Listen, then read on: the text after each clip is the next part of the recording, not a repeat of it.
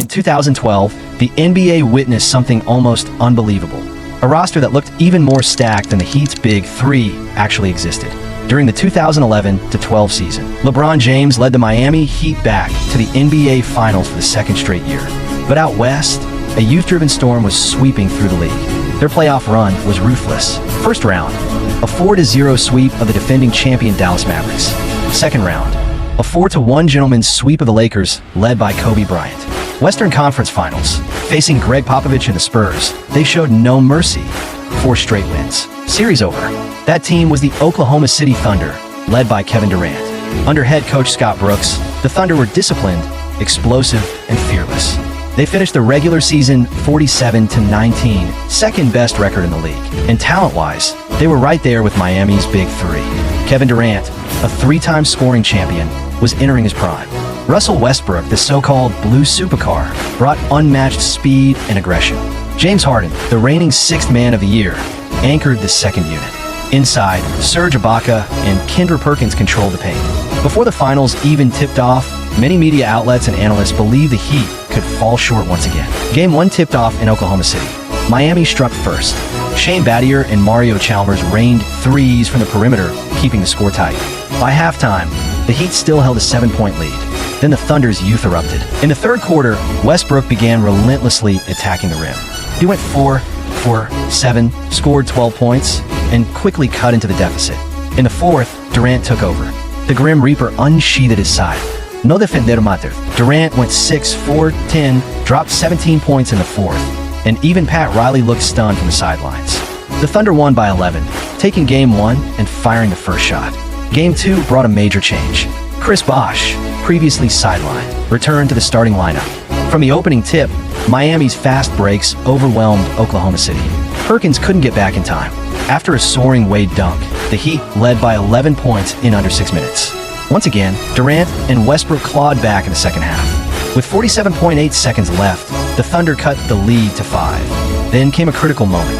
Dwayne Wade lost the ball, Derek Fisher came up with a steal, and OKC pushed in transition. Westbrook found Durant. Catch, rise, release. 3 points, 2-point game. On the next possession, LeBron missed a 3. The Thunder had a chance to win it. Durant chose to isolate in the corner against LeBron. The floater rolled out. LeBron calmly knocked down 2 free throws, sealing the win. Series tied 1-1. Game 3 shifted to Miami. The battle was tense, physical, and razor thin. With 5 minutes left, the score was still separated by just 1 point. Then the Stars stepped forward. Wade attacked the rim for an N1. Moments later, Miami forced a Harden turnover. LeBron finished a fast break with another N1. A 6-0 run stunned the Thunder. OKC fought back, but it wasn't enough. Miami won by 6, taking a 2-1 series lead. Game 4 saw Oklahoma City come out blazing. They scored 33 points in the first quarter and led by 14 before the second even began. It looked like a Thunder breakout. Then everything went silent. Mario Chalmers became the unexpected difference maker. He shot 9 for 15, scoring 25 points. Even with Westbrook scoring 28 and Durant exploding for 43, the Thunder couldn't stop Miami's momentum. Game 5 stayed in Miami. LeBron James stood 1 win away from his first championship. This time, the Heat left no doubt. Everyone contributed.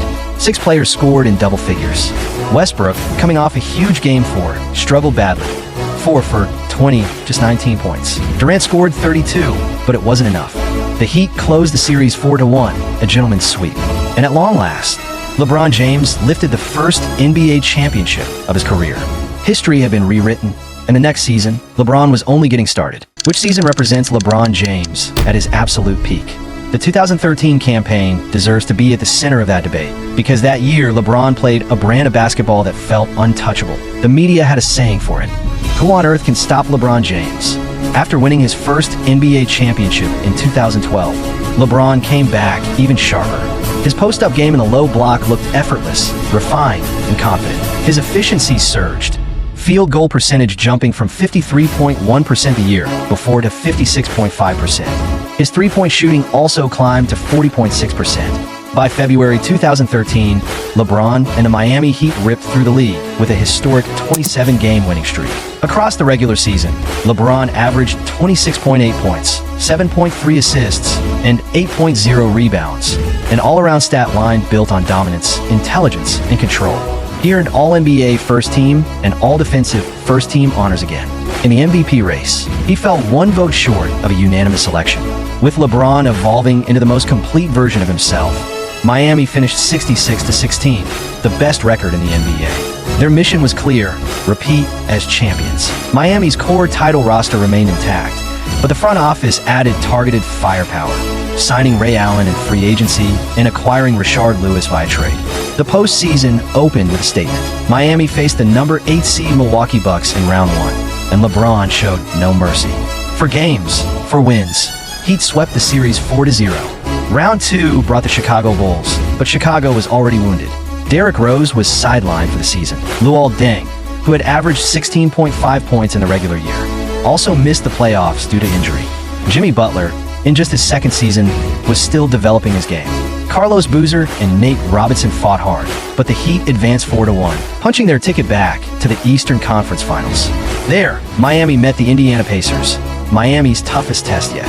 Indiana had finished the regular season 49-33, but their roster was built to challenge champions. Paul George and David West anchored the perimeter attack. Roy Hibbert patrolled the paint as Indiana's defensive centerpiece. Under head coach Frank Vogel, the Pacers played disciplined, physical, and structured basketball. They led the NBA in defensive efficiency, and they were built to clog the lane against slashers like LeBron and Dwayne Wade. Game 1 proved it. Paul George drilled a game-tying 3 at the buzzer, forcing overtime. Late in OT, George drew a 3-point foul on Wade and hit all 3 free throws to give Indiana a 1-point lead. But with 2.2 seconds left, LeBron attacked the rim and finished a game-winning layup. Miami took Game 1 by 1 point. Game 2 flipped the energy again. Hibbert punished Miami inside, going 6-4, 8 in the first half alone, scoring 19 points early and finishing with 29 points and 10 rebounds. Indiana shot 50% from the perimeter. LeBron dropped 21 points in the second half, but the Pacers' inside-outside balance leveled the series. The next 2 games were split, setting up a decisive Game 5 in Miami.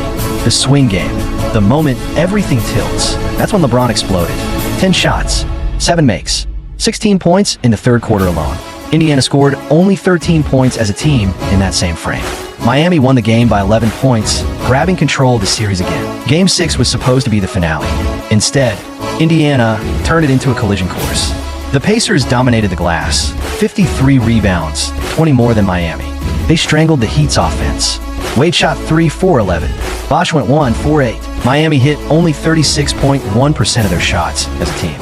Indiana won by 14, forcing a Game 7 back in Miami. The final fight came down to a wounded Miami team staring at a defensive wall. Indiana pushed Miami's first quarter shooting to 28.6%, but LeBron answered again. He attacked the rim, earned contact, forced help defense, and that opened the floor. In the third quarter, Ray Allen capitalized, hitting 3 of 4 from deep and scoring 10 points in the period. Miami went on a 33-16 run and stretched the lead to nearly 20. The Heat survived. They advanced. They won the Eastern Conference Finals 4-3. Miami was back in the NBA Finals, and waiting for LeBron on the other side was an old rival, the San Antonio Spurs. How many destinies changed because of that Ray Allen three-pointer in 2013? One shot that ripped the 6th championship away from Tim Duncan and kept Tracy McGrady forever outside the circle of NBA champions. The clock rolls back to the 2012-13 season. After surviving a brutal Game 7 against the Pacers in the Eastern Conference Finals, the Miami Heat, powered by their Big Three, charged back onto the final stage. Waiting for them was a familiar enemy, the San Antonio Spurs. The legendary Duncan, Parker, Ginobili trio was past its peak, but under Greg Popovich, the Spurs had perfected team basketball. They finished the regular season 58-24, the second best record in the league, built on ball movement, discipline, and collective IQ. Game 1 tipped off in Miami. It was offense from the opening whistle. Both teams trading blows, neither willing to blink. By the final minutes of the fourth quarter, the Heat trailed by only 3, and the world expected the James Wade tandem to close the door. But Tony Parker had other plans. Pull-up jumpers, paint drives, soft touch at the rim. Parker flipped the momentum piece by piece. Then came the dagger, a last-second shot that landed inches away from a clean buzzer beater, close enough to seal a 4-point Spurs win. San Antonio stole Game 1 and the opening punch. Game 2 shifted the spotlight to Dwayne Wade. Attack mode, downhill drives, contact finishes, free throws stacking up. But across the floor, Danny Green turned into a sniper. Catch, rise, fire. His three-ball was automatic. Then everything flipped. The Spurs unraveled with turnovers, and LeBron turned defense into demolition. Transition dunks, chase down energy, relentless bursts. The lead exploded past 20. The Heat crushed the Spurs by 19, tying the series. Game 3 moved to San Antonio. This time, the hero wasn't a member of the old trio. It was Green again. 7 3-point attempts, 6 makes, 22 points in one half. Miami's comeback wave never stood chance. The Spurs won by 36, a home court annihilation. Game 4 woke the Giants. The Heat big 3 rose together. LeBron shot 15, 4, 25 for 33 points. Wade matched him, 14, 4, 25 for 32. Chris Bosh delivered the balance, 20 points and 13 rebounds on 8 for 14 shooting. Miami even the finals at 2-2. Then came Game 5, the battle for the summit. The mountain game. The Spurs executed team basketball at its purest. Their first half shooting hit 61.8%, fueled by flawless passing and synchronized reads. Every Heat run met an instant counter. Every spark drowned by structure. In the closing minutes, Green buried a corner 3 that didn't just score, it sentenced. The Spurs won 3-2, seizing match point. Miami stood at the edge again. One loss from LeBron, carrying the Spurs as a career-long nightmare. Game 6 felt like the end. Tim Duncan dominated early, bullying the paint.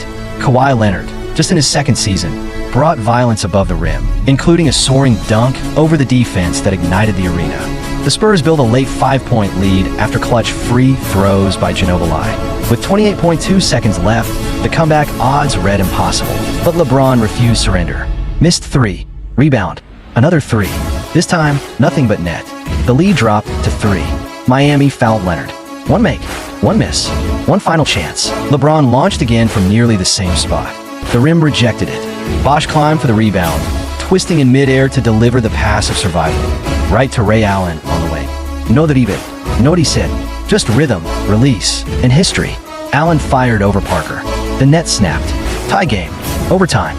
Miami carried the momentum like a tidal force, sealing Game 6, then ripping control in Game 7. LeBron erupted for 37 points on 12, 4, 23 shooting. Shane Battier played the cavalry, drilling 6, 4, 8 from 3 for 18 points. Green, so lethal for 6 games, suddenly fell silent. 1, 4, 6 from deep, only 5 points. The Heat completed the comeback, 4-3, defending their crown. LeBron earned his second NBA championship. And just when the story felt finished, the league wrote a sequel. A rematch between the Spurs and the Heat would unfold again the very next season.